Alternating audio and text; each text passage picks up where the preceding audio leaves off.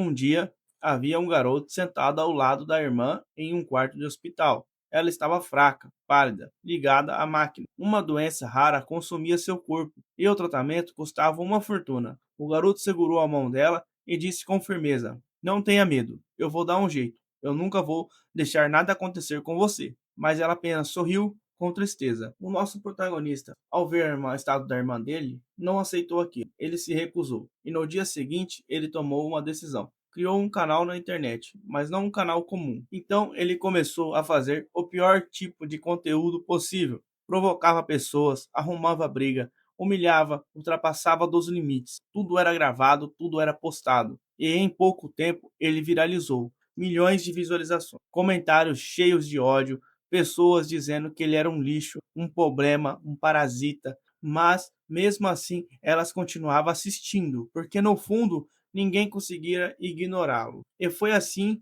que o dinheiro começou a entrar. Dia após dia, vídeo após vídeo, ele suportava tudo, o ódio, a humilhação e a rejeição. Tudo por um único motivo: salvar sua irmã. Meses se passando e depois de muito esforço, ele conseguiu. O dinheiro estava completo. E então, naquele dia, ele pegou o telefone e ligou para a irmã dele. Consegui. Amanhã a gente vai no melhor médico e vai ficar tudo bem. Do outro lado, ela ficou em silêncio por alguns segundos, e então respondeu feliz. Mas, naquele mesmo instante, algo estranho aconteceu. Um homem apareceu do nada. Ele invadiu o lugar e exigiu uma única coisa do nosso protagonista: o seu celular. Me entregue agora. O garoto ficou confuso, sem entender nada. Mas então, durante a confusão, a verdade foi revelada. Sua irmã já estava morta. Não naquele dia, não ontem. Ela estava morta há um mês. O mundo dele parou. Ele não conseguia acreditar, porque todos os dias, sem falhar, ele ligava para ela, conversava, ria, falava como se estivesse viva. Isso não faz sentido. Até que aconteceu. O celular começou a falhar, a tela tremeu, a voz ficou distorcida e então ela apareceu, saindo do celular. Mas aquilo não era a irmã dele. Era algo errado, algo distorcido, algo maligno, uma maldição. Nesse momento, um homem surgiu e explicou tudo. Antigamente, espíritos ficavam presos em lugares ligados à morte, cemitério, hospitais, espelhos, mas agora o mundo mudou. As emoções das pessoas mortas não desaparecem, elas ficam presas e encontram um novo lugar para existir: a internet. Contas abandonadas, perfis esquecidos, eles chamam isso de dead accounts ou contas esquecidas. Essas são as contas que se tornam portais, portais para entidades perigosas entrarem no mundo real. E aquela menina não é mais a irmã dele, é apenas mais uma dela, mais uma maldição. O protagonista entra em colapso, sua mente se quebra,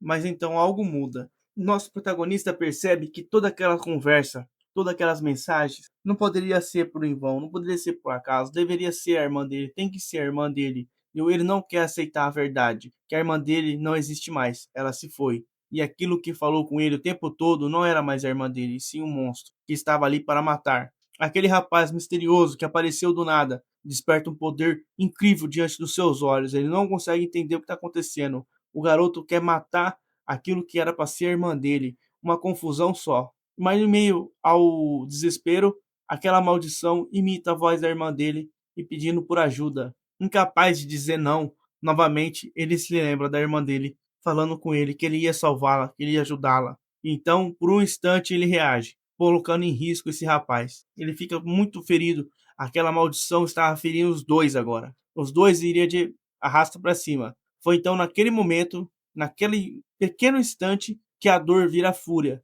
e seu poder desperta. Uma energia absurda começa a sair do seu celular. Isso mesmo, do seu telefone. Fica uma luz azul em volta tudo ao redor. Uma presença demoníaca toma conta do ambiente. Sem hesitar, ele ataca. E então ele destrói aquela coisa, mas já era tarde demais. A verdadeira, a sua irmã, já havia partido para sempre. E então, depois disso, ele desmaia. Logo após desmaiar, vem a ajuda. Aquele rapaz que estava lá para salvá-lo, para ajudá-lo, tem companheiros. Eles o levam para um lugar secreto, uma academia, um lugar onde jovens são treinados para caçar maldições. E ali ele descobre uma verdade ainda pior do que existir maldições. Sua irmã não morreu pela doença, ela foi assassinada por uma maldição digital. E não para por aí. O responsável por matar sua irmã possui o mesmo tipo de poder que ele, um fogo azul. Naquele momento tudo muda. Ele não quer mais salvar ninguém. A única coisa que ele quer agora é vingança. Vingança contra aquela maldição digital. Aquele que atirou a sua irmã dele, aquele que roubou tudo dele. Mas esse espírito que matou a sua irmã não é qualquer espírito, é um dos mais poderosos. Tem uma história antiga dele. Ele já matou vários caçadores de demônios. Vários caçadores de demônios foram mortos por ele.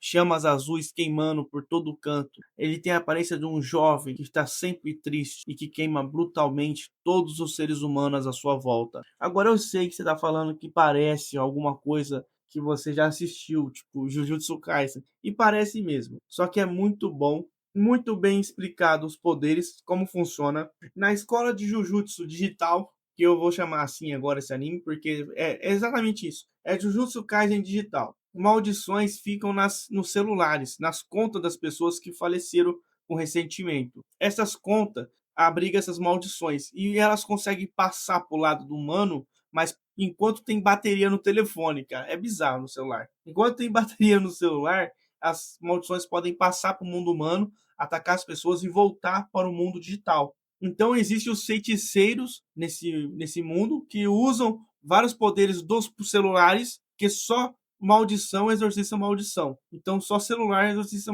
celular, entendeu? Então é tudo baseado no celular. É um Jujutsu Kaisen digital. É literalmente, só faltou enfrentar o rei das maldições digital, mas não é o rei das maldições digital. E tem, cara, tem o Satoru Gojo lá também. O cara é o sensei dele, descolado, da hora pra caramba, engraçado, é o melhor personagem do anime, eles vão amar também. E olha, esse anime tá um dos melhores animes dessa temporada, você não pode perder. E nossa, no episódio 4, mano, ele vai enfrentar esse garoto. Esse garoto vai dar um oi pra ele. Vai estar ele e mais dois com amigos dele, um menino e uma menina. Os dois também são feiticeiros, também Jujutsu. Feiticeiro Jujutsu digital. É assim que eles são exatamente. É exatamente isso. Feiticeiro Jujutsu digital. Essa maldição é muito poderosa. Ela vai quase derrotar os dois amigos dele, tipo, vai quase matar. Então ele vai enfrentar cara a cara aquela maldição que matou a irmã dele. Ele vai ficar puto mesmo. Vai usar todo o poder dele, que é muito parecido os dois poderes, é praticamente o mesmo.